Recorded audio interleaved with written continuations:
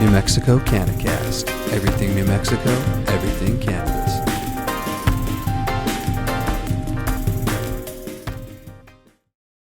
Hey, welcome everybody to the NMCannacast episode 22. We've got an exciting guest for you here today. So honored. And by the way, my name's Shannon Jaramillo. We've got Josh and Chad. We'll let them introduce themselves. But first, let me introduce our guest, Senator Hamblen, here from the Doña Ana County area. Senator, would you like to give us an introduction, please?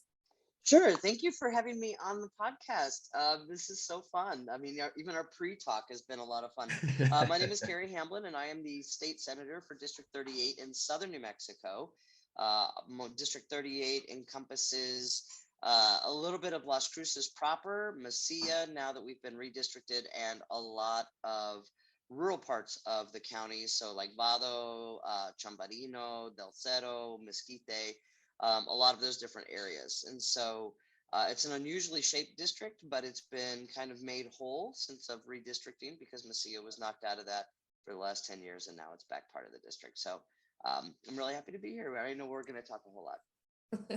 Super cool. Thanks. Hey, guys, you want to introduce yourselves? And by the way, guys, happy Pride. We know it's Pride Month, National Pride. So you can see we're definitely representing here, myself, Shannon, and Carrie Hamblen here. So cool. Chad and Josh, give us your introductions. Awesome. Thank you so much. And thank you, Senator, for joining us today. And again, happy Pride Month. Josh and I are not a part of the community, but we are full support of you all and everything. But that's why we have the Cruces Mountains back here. But, we have Shannon here who can, give full support and everything and show the pride flag behind her. So thank you all for showing up on today's episode. We have Senator Hamblen with us and of course Shannon as always, and happy Pride Month. Josh, go ahead. Hey, it's Josh, guys, just here at the Cannacast, just one of the guys, having a good time here. I'm super excited about this episode. Let's just get into it. I got nothing else. Let's get into this one. Let's get into it. Go ahead, Shannon.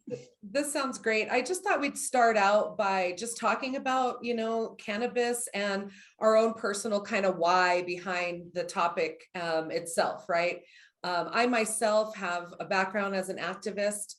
Since I was 16, I have a relationship with, I used to say Mary Jane back then, right? But cannabis and I have come a long way now that I'm working in the community. And my why for joining and for getting involved really and accessing the plant had to do with my family here in New Mexico. I've got cancer in my family on both sides of the family. I lost my mother to cancer. It's even hard for me to say that without getting a little crushed, right, in my soul.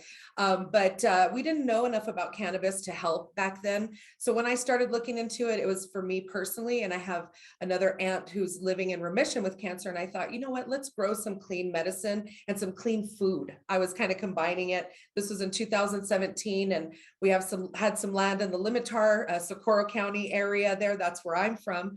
And so I ended up pivoting my energy into another space with my entrepreneurship, but I'm still supportive. I'm an activist, and it's now I am able to help my family members with it, right? And so it's something for me that's such a personal journey. And I wonder if we can hear some of that or any of your information about your why, Senator, around cannabis and maybe your relationship or professional experience with it.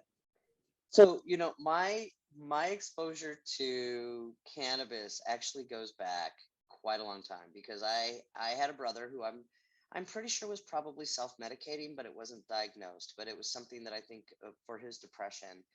But I remember him like putting seeds in my mom's houseplants and my mom seeing little baby pot plants and she would have to pull them and she would get really mad at my brother. I remember kind of lifting some of his weed and trying to smoke a joint behind the Gibsons in El Paso. It was Gibsons before. It was like, this is like in the 80s.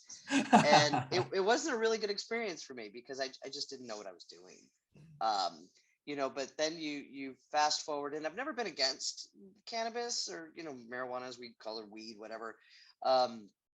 Because I know people who have benefited from it. And so, Uh-oh. We lost you for a second, Senator. I can't hear you. I don't know what happened. My apologies. I muted because I coughed and then I didn't unmute. No, it really started becoming part of my life because my wife had a traumatic brain injury several years ago, and I always, she's doing fine, but she at the time was participating in a zombie run that was sponsored by a local high school. These kids, so what the idea was is that runners had to go through these different zombie zones along the river, and you're, as a runner, wearing these like flag football flags, with the Velcro flags that are around your waist. And these zombie zones, these kids weren't supervised, and one of these kids reached in front of my wife as she was running by and tripped her, and my wife fell headfirst onto a tarred paved path along the river. She cut her head open. She had to have 8 stitches. And what happens frequently with head injuries is that, you start seeing a personality change. You'll start having all of these different, very common and very frustrating symptoms from a head injury. And my wife started experiencing those. There was a personality change. There was, I always lovingly say my wife has the personality of a Labrador Retriever. Like, she will crawl up into your lap. She is the easiest to get along with, except when she's haggling for car prices. That's always, I've never seen that side of her. And I'm like, take Char with you when you go buy a car.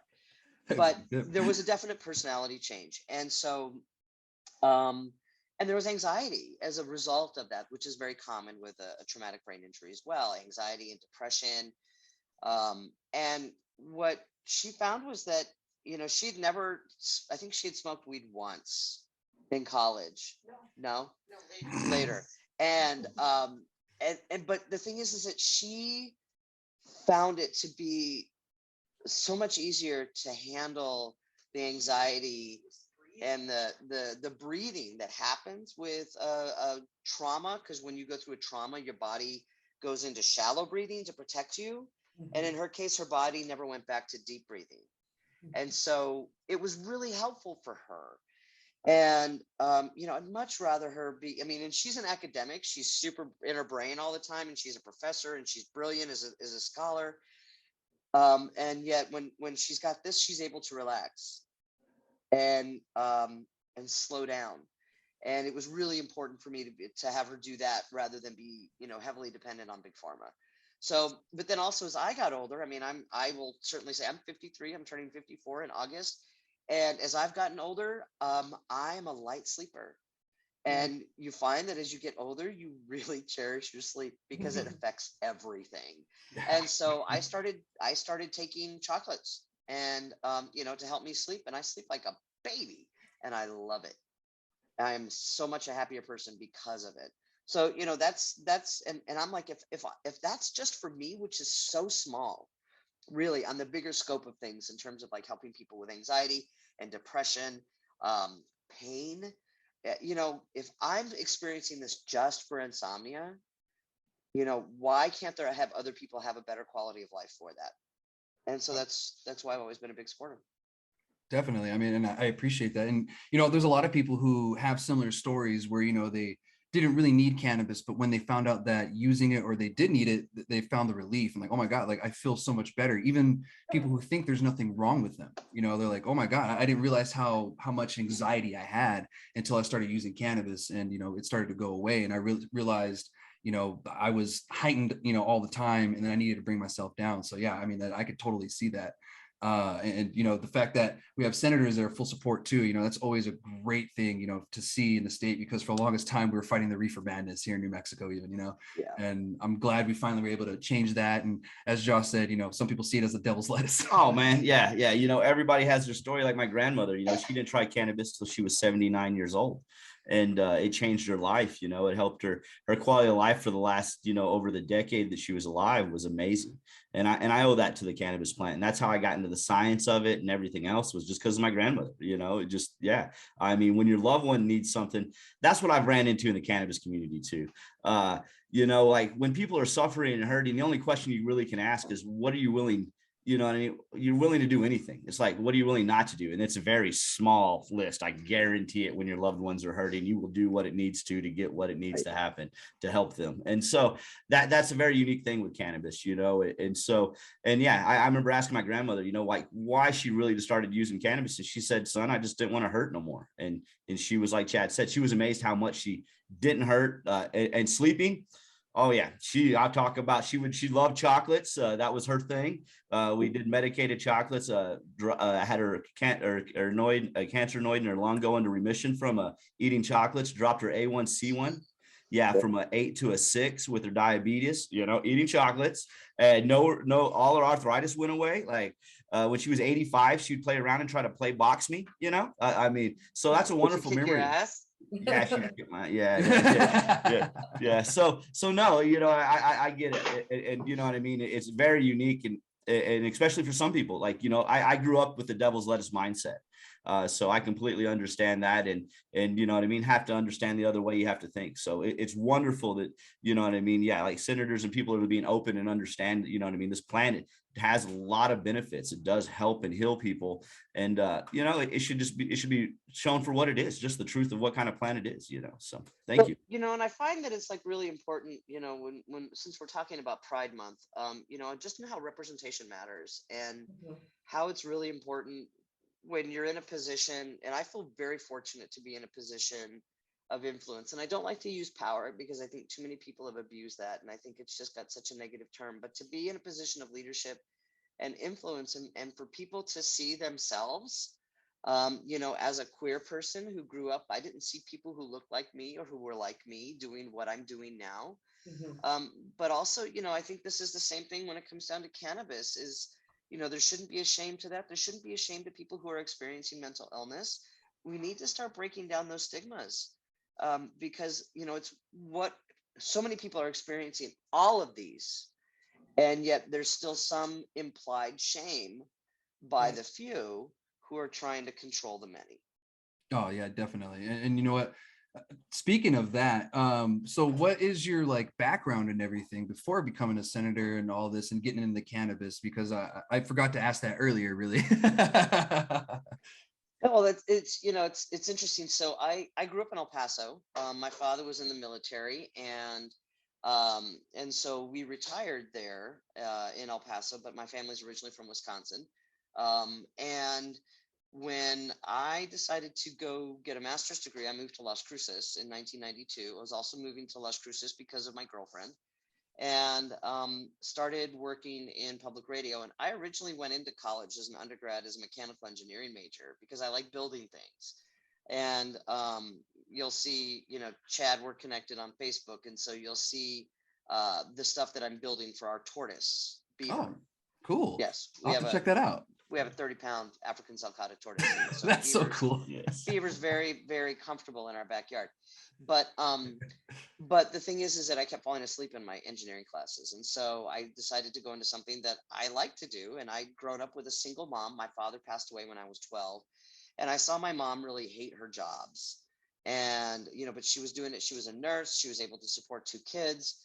And so it taught me a lot about if I'm going to be working for, you know, 40 hours a week, I better like it. And radio was something that was easy for me. So I got an undergraduate degree in broadcast journalism, and then came up to New Mexico State and started working at the public radio station while I was going through for a master's in communication studies. So pretty much, how do we talk to each other and why do we say the things that we do is what I focused on. And so I worked in public broadcasting for 20 years. I was the morning news anchor there. I was a journalist for, you know, I had a public affairs program that interviewed people. And then in 2012, I was asked to apply for the position to run the Las Cruces Green Chamber of Commerce. And it was, you know, the whole idea with the Green Chamber of Commerce is the reason why we started was because when this community got an Olive Garden, the town went absolutely nuts, saying, we're finally a real city, we have an Olive Garden. And yet we had 3 locally owned Italian food restaurants that were like, what about us? So the founders of the Green Chamber said we need to elevate the voices of locally owned businesses. And because of my work in nonprofits, I volunteered for PFLAG, I volunteered for Pride, I volunteered for the Mesilla Valley Community of Hope, I volunteered for the J. Paul Taylor charter school for social justice. And when you're with nonprofits, you do a lot of asking small businesses for donations. And the reason why is because these small businesses are invested in their community. So I was able to now come into a job where I was able to be the big mouth for those businesses while they were trying to keep their doors open. Yeah. And so, so I was able to join the Green Chamber. I reworked the narrative of the Green Chamber because a lot of businesses thought, oh, well, I have to be a renewable energy business or recycling business to be a member. And I was like, no, actually, when you support a local business, you're supporting local jobs, you're keeping money in the community, you're reducing your carbon footprint, you're helping other nonprofits because local businesses give back to local nonprofits 350% more than do national chains. So I kind of reframed that narrative of like what happens when you support a local business. Yeah. And so we've really helped kind of uplift our local businesses, but also in 2014, we were instrumental in the designation of the Organ Mountains Desert Peaks National Monument. Nice. We conducted a nonpartisan business economic impact study, and that's what the Obama administration wanted to determine whether or not they should designate the Organ Mountains Desert Peaks as a national monument. And so May 21st of 2014, I got to go to DC and meet the president and speak about how our local businesses are going to benefit from this. And he signed the proclamation. That's awesome. That's cool. That's super cool.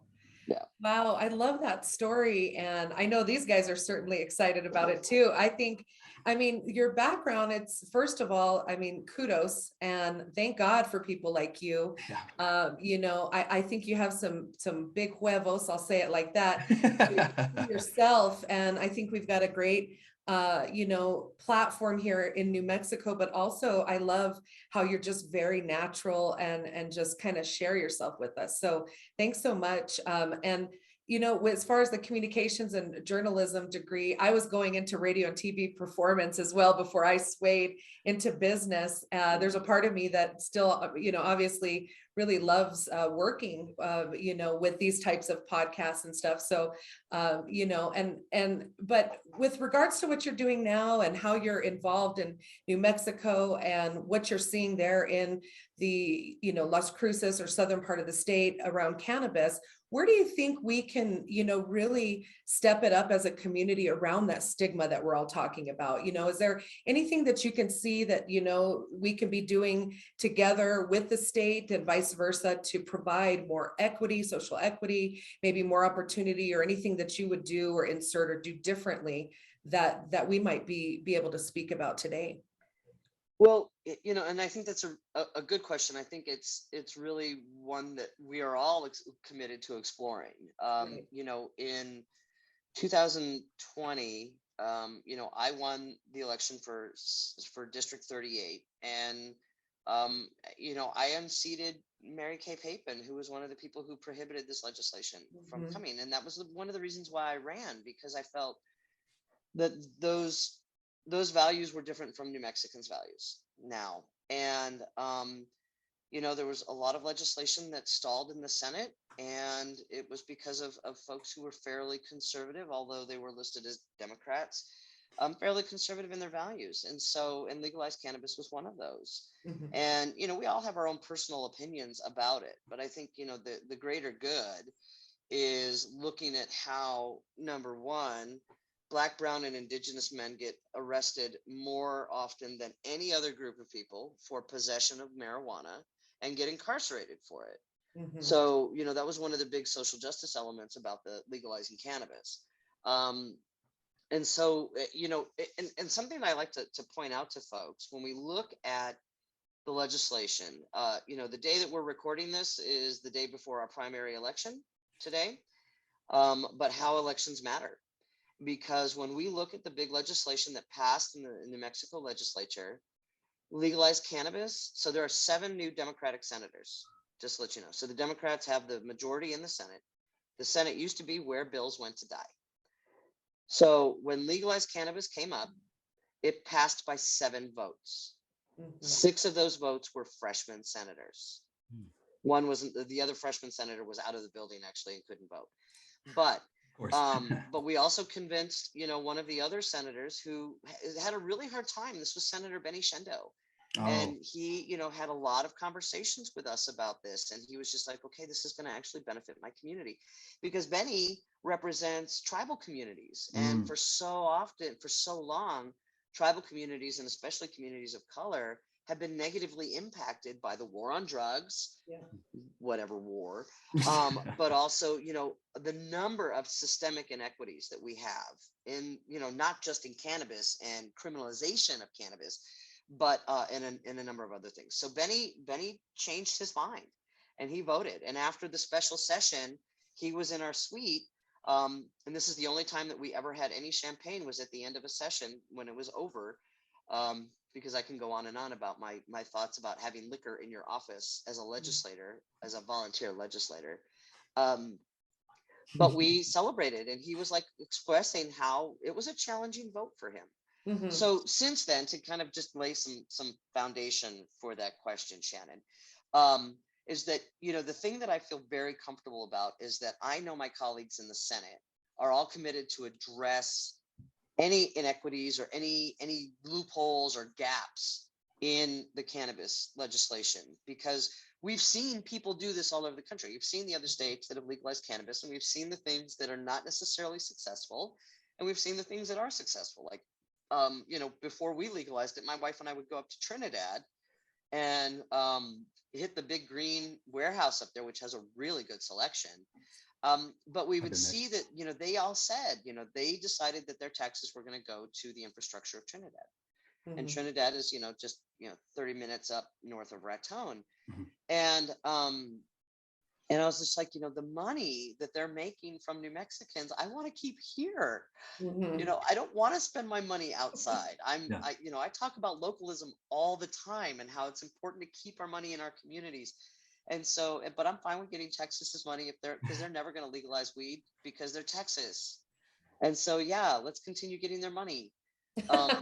And so, part of that, to help reduce the stigma, I think we're seeing it already because of the legalization of this. I think we're seeing people being very comfortable. When I was in line a couple of weeks ago to get some more chocolates for sleep, I saw 2 Texas plates, and they were like, "Yeah, we're coming up from Texas," and I'm like, "Good, we'll take your money." And they were like, "We'll give it to you."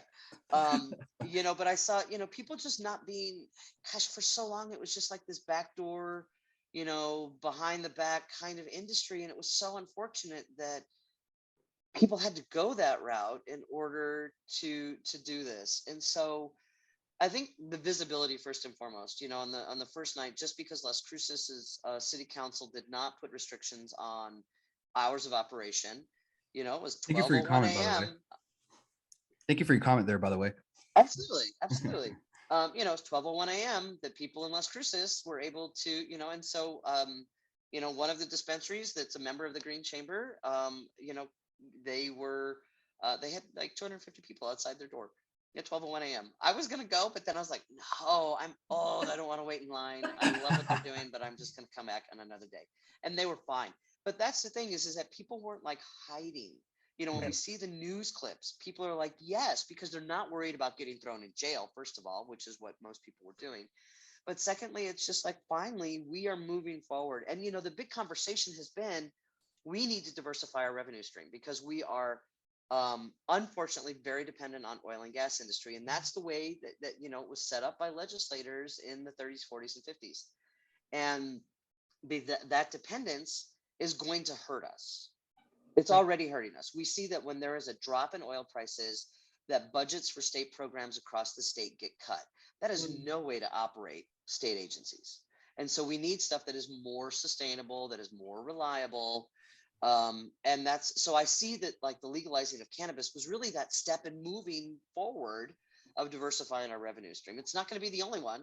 It's not going to be the save all, but it's a start. And that's what we needed to do. So when we start talking about the destigmatizing of using of cannabis, it's really like people feeling comfortable going to stores, not feeling ashamed, getting folks to, people who are in positions like I am to talk about how it's not a bad thing.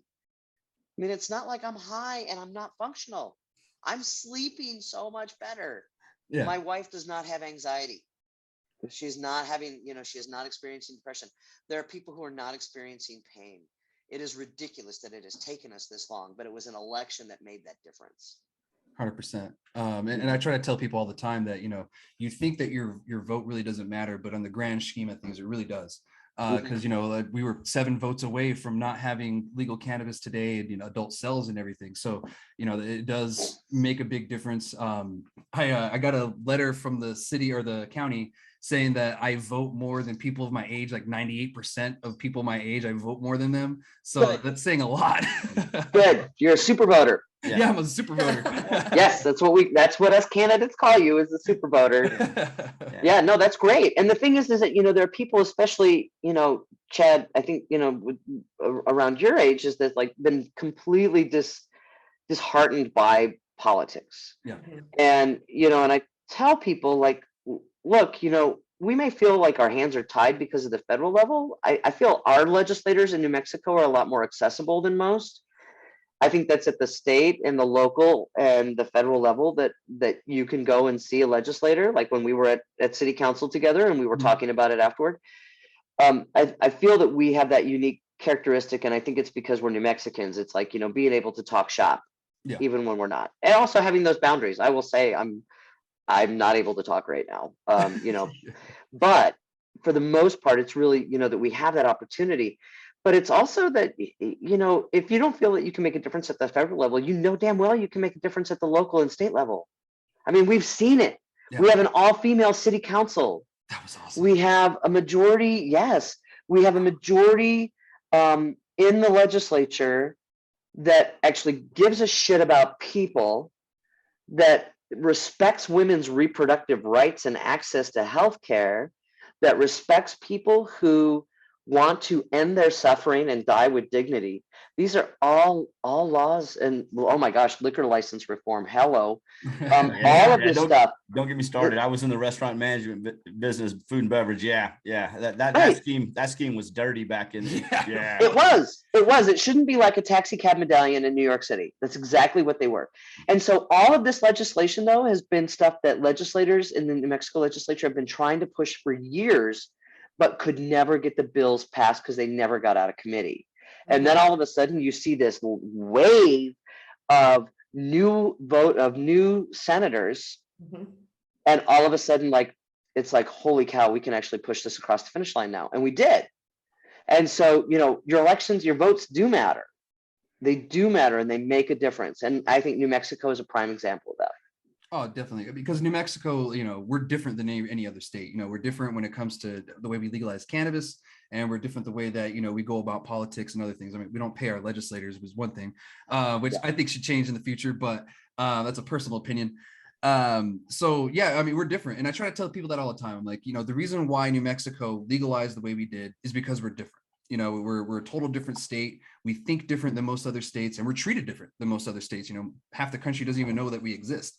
So we have to kind of cater to that. Like, all right, they don't know that we're here, so we have to do it this way. So well, and the thing is, it's also been, folks like you who have been advocating for it for so long, and I have to give credit to Representative Javier Martinez, who's been really like a huge champion of this, and especially the social justice aspect of it. Because it's just ridiculous that there have been people who have been imprisoned for 2 ounces or less of possession, and it's mainly because of the color of their skin. Yeah. It's our whole systemic racism in our criminal justice system, and it needed to stop. And I'm really grateful that Javier and Senator Lopez was the one who it was Senator Duhigg who really worked a lot on that. When she was working on that legislation, I was like, look, we need to make sure small businesses don't get screwed in this. Yeah. And so, she sat right behind me when she was penning this legislation, and I was like, hey, and she would confirm with me that wasn't going to happen. And even in this last session, when we were talking about micro growers being able to increase their plant count, which unfortunately that legislation didn't pass, but it was a 30-day session, which actually goes back to our Constitution, which our Constitution is stupid because we have a 30-day session and a 60-day session. And so, there are things that have to get put on hold for 2 years because of the way that the sessions are set up. That needs to be changed too. That's a constitutional amendment, just like paying your legislators is a constitutional amendment. But, and there's the water issue. There are small farmers that are worried about the water. It's a legitimate concern.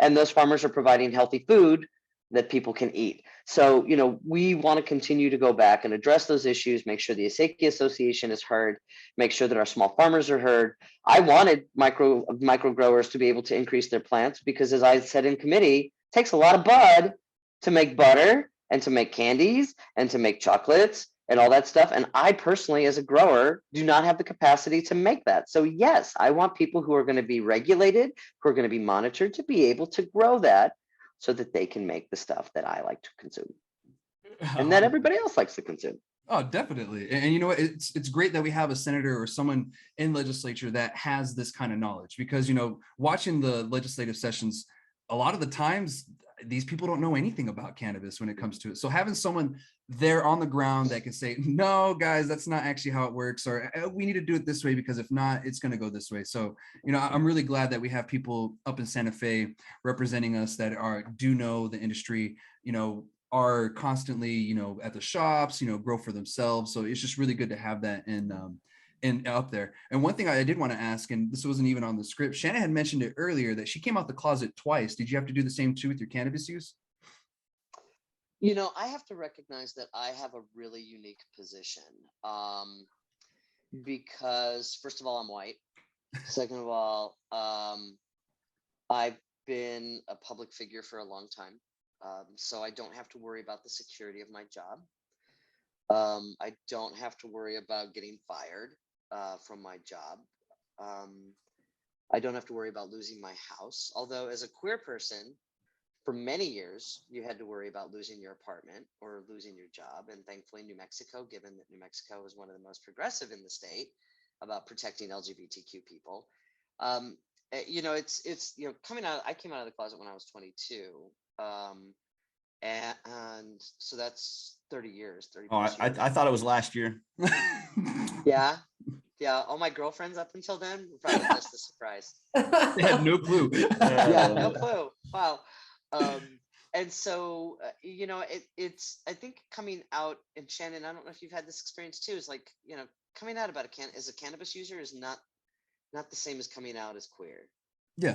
But it's still a process of like admitting to folks that you do something that society thinks is wrong. Mm-hmm. So, that's the commonality there. But I think, in my campaign, I talked about legalizing adult use cannabis all the time. That was one of the things I campaigned on. And so many people were like, I'm tired of this being illegal. This is ridiculous.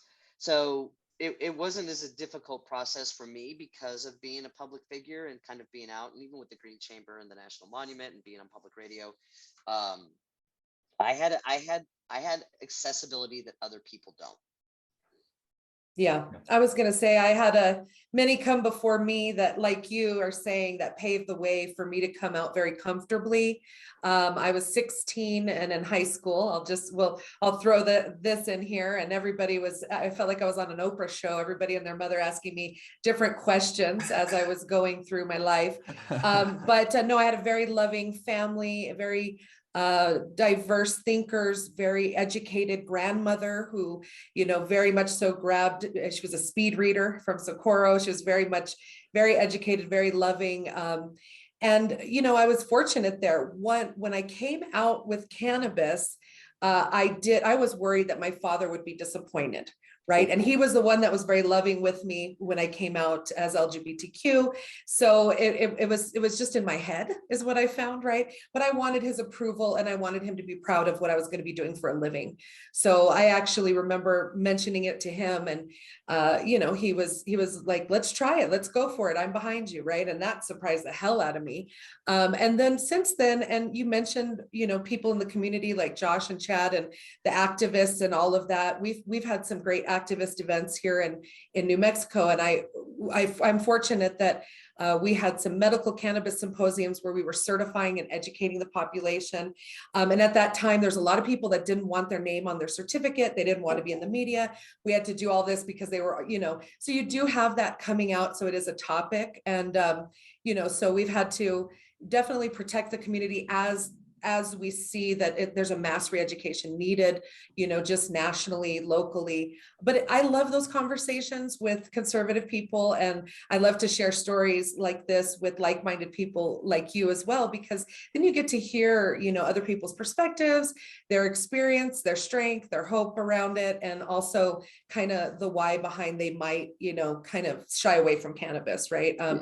And we kind of mixed in cannabis with our pride here, and I appreciate that. And I've also appreciated having you on this podcast with us. It's been super 100%. freaking cool to get to know you. I'd love to get to know you in person outside of this, and say hi to you. And I would hope that you and others in your position of influence in New Mexico and just nationally would feel like you have allies in us, people like us, Josh, Chad, and me in the community who are tapped in, and that we're big supporters of you too. So I wanted to thank everybody I'm going to go ahead and close us down here. I wanted to thank everybody for listening and for being with us today. And I'll give a shout out to, first of all, Senator Hamblen's girlfriend for being in the background there and letting us. My wife. Or your wife. I apologize. I don't have any girlfriends anymore. It's just my wife. Okay, so to your wife for letting us tell her story, a little bit of her story, and also to all of our other community members, for Pride Month, we're giving you a shout out and thanks for being here. And then if you folks want to give a shout out too, please let's do that before we close up. Josh and Chad. Yeah, actually, I'll let Senator Hamblen do it first, and then we'll go last. Sure. I think I'm so surprised that we're already done because it went by so fast. So thank you for the opportunity to be here on your podcast. I think it's really important for young LGBTQ folks, queer folks who are falling under that umbrella, to see people like them in positions of influence and know that there is a future, because, the suicide rate amongst LGBTQ people, especially trans individuals, is at an all-time high. So it's like representation really does matter. It's important for people to see themselves out there in the world and see that there are opportunities for them. So I think I'm especially protective of our young queer folks, just because I don't want them. I believe it's, according to the Trevor Project, a queer person dies by suicide every 45 seconds.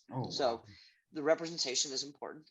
But also for cannabis, it's just like so many people are benefiting from it, that, the work that you're doing is really important to be able to make sure that it becomes more mainstream. Obviously I'm really concerned. I don't want little kids to get it because their brains are still developing and they need to have that opportunity to do that. But I feel it's really important for people in terms of their mental health, in terms of their pain management, in terms of stress and anxiety and depression, that they have access to this. And so the more that we continue to talk about it, the more you all keep doing the good work that you're doing by spreading the word and educating people, I think, we're on that path. I think we're moving steadily forward instead of walking through mud now. And that I'm grateful for. Awesome. Thank you so much, Senator. And I can agree more with that and everything. And thank you both for sharing your stories on, the coming out as, being LGBTQ and also as cannabis, because your stories could also, motivate others to either come out or to see that, it doesn't matter if, I'm gay or, queer or whatever, I can be in these positions. It doesn't matter if I'm a cannabis user, and LGBTQ, I can be in these positions because look at this. And that's something that we really wanted to highlight, is, the people that are in charge and who they are and where they come from, from all kinds of backgrounds and everything. So I really thank you so much for joining us, and thank you both for sharing your stories. That it takes a lot to really to come out on both sides. So, to share that, it's a lot. And I had friends when I was younger came out to me and, that they were, gay or whatever, or lesbian. And, I supported them fully 100%, but their families, unfortunately, not all the time did. Mm-hmm. And so, I tried to be the friend that I could to, let them know that, hey, I support you. But, when it comes to family, it's a little bit different. So I thank you both for, for sharing the stories. And Senator, I'd love to have you on the podcast again sometime, maybe closer to election time or something like that. Yeah, absolutely. Or right before the legislative session. I'm more than happy to do this. Awesome. Wonderful. Shout out to Las Cruces City Council for helping, you know what I mean, keep this industry as a professional industry and thriving. I just can't say it enough. Tomorrow we're going to Sunland Park to see what we can get done there. You know, Otero County was surprising to us. They've done positive things, but hats off to Las Cruces for doing it, you know, and doing it well. Thank you. Awesome. All right, Shannon. Well, that's all we have. Go ahead and get us out of here. Awesome. Thank you guys again. And Senator Hamblen, thank you so much. Everything New Mexico, everything cannabis. We'll see you guys next time. All right, guys. Shoots.